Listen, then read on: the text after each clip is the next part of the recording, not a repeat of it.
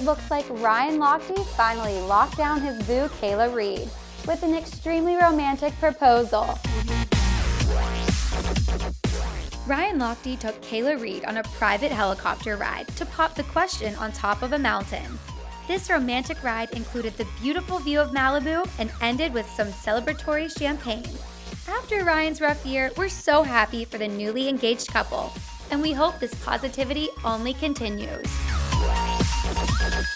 For other stories, make sure to like our Facebook page and watch more Hollywood updates.